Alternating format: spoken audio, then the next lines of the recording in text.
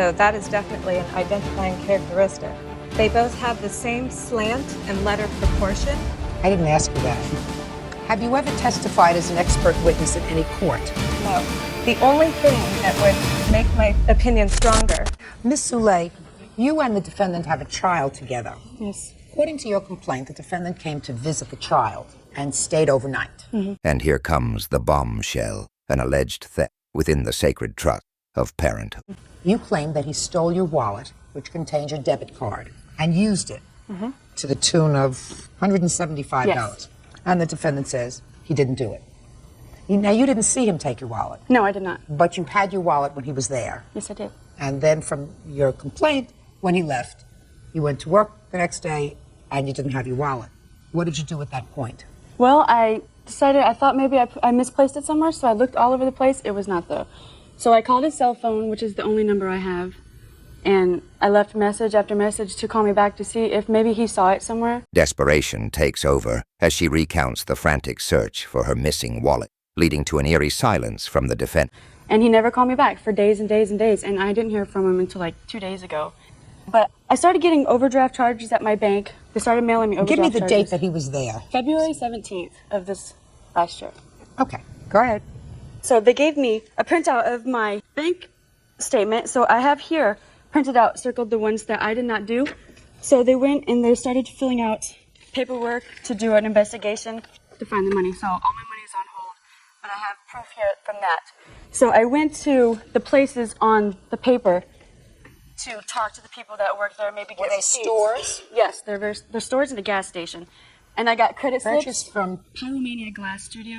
What is that? It's a glass blowing place. They buy glass floats. Uh-huh.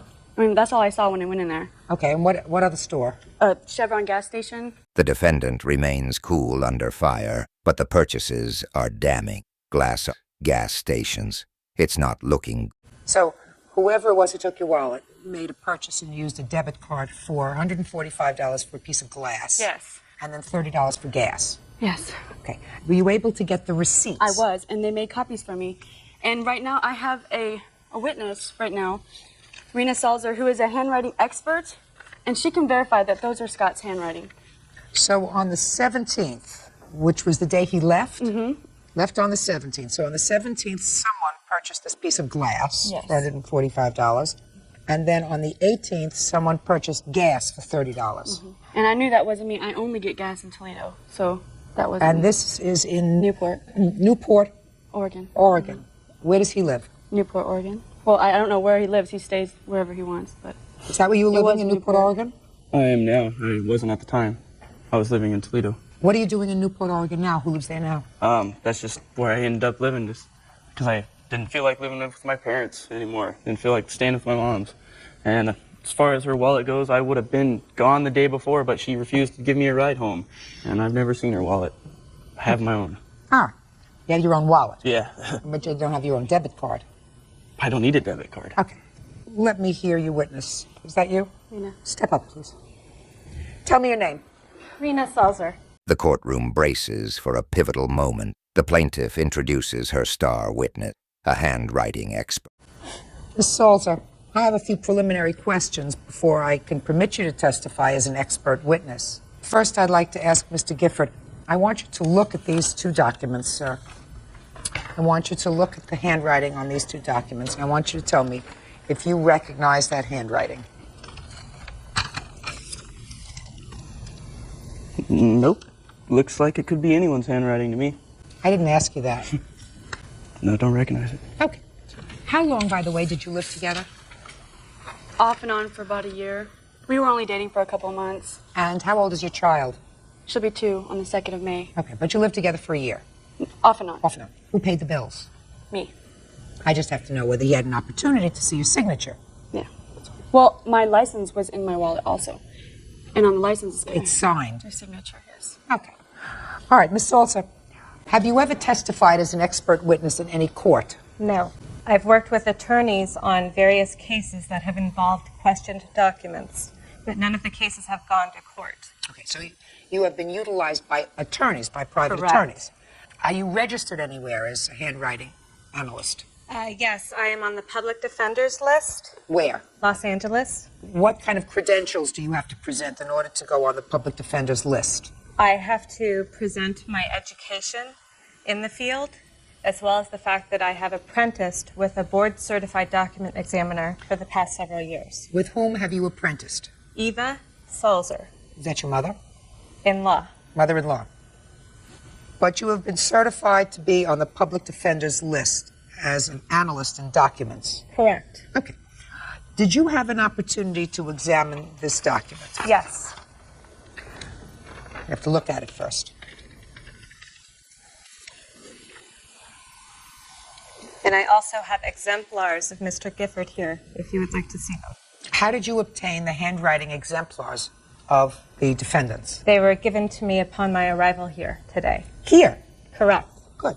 So your analysis of the handwriting was really done today. Correct. Can I see the handwriting exemplars that were furnished by Mr. Gifford?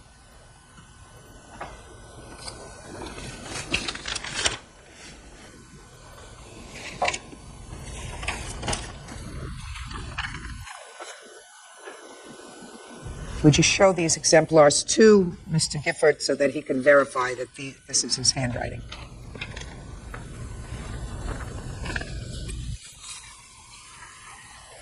Is your handwriting, is it not, sir? Yep, sure is. Were you able, Ms. Salsa, to draw with a reasonable degree of scientific certainty a conclusion with regard to whether it was Mr. Gifford who signed the plaintiff's name to these two debit slips? Yes. And what was the conclusion that you drew?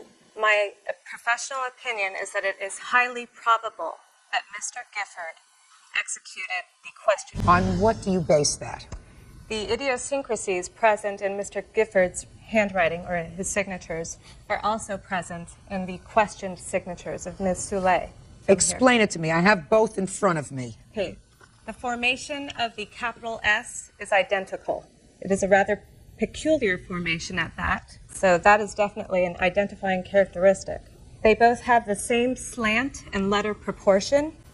You'll notice that the height of the upper extensions goes quite high up. With surgical precision, the expert dissects the evidence, exposing the truth hidden in every pen stroke. The eye dots are dashed. The connecting strokes are rather jagged, so the movement of the writing is very jerky looking. The relationship to the baseline is also consistent. It either rests on it, goes a little bit below, or a little bit above. The stroke structure of the small a and o is also formed similarly, an initial loop that is horizontal in the way that it is formed. The combination of all of these characteristics tells me that the writer of the question signatures and the exemplars of Mr. Gifford are the same. The only thing that would make my opinion stronger is if Mr. Gifford were to sign Ms. Soule's name right now. Well, the problem is he is already on notice, Ms. Salsa, so that... Okay. Do you understand? He's Yes. already on notice that that's what you're asking him to do. But I have followed very carefully your testimony with regard to the various structures of the letters, with regard to how he dots both signatures, the letters that you refer to. So I believe that you are in all probability correct with regard to your ultimate analysis, that within a reasonable degree of certainty, you can say that the same person signed these documents. Mr. Gifford, let me explain something to you. As the walls close in, the judge delivers a verdict that changes everything. This is not a criminal proceeding. I don't know whether in a criminal proceeding, certainly you had the opportunity to take the plaintiff's wallet. You probably had the inclination as well, because according to you, in the few words that you said so far here today, you were royally annoyed that she would not give you a ride home. I have examined these handwriting exemplars that you gave as relating to the documents that were signed, the forged documents, and I do believe that you forged a signature, which means that you stole her wallet and her debit card. Could I say that beyond a reasonable doubt? Probably not. Fortunately, in this proceeding, that is not the burden of proof. The burden of proof here is a mere preponderance of the evidence. More evidence than not that you're a thief, which I find. Judgment for the plaintiff in the amount of $175. That's all. Parties are excused. You may step out. He's been stealing from a lot of people. He stole from me before, and I should have known better. There's a bunch of people that could have a bunch of different signatures. I was out camping, still have no clue what she's talking about. Stay away from men like that. Thought that I don't want to be with her.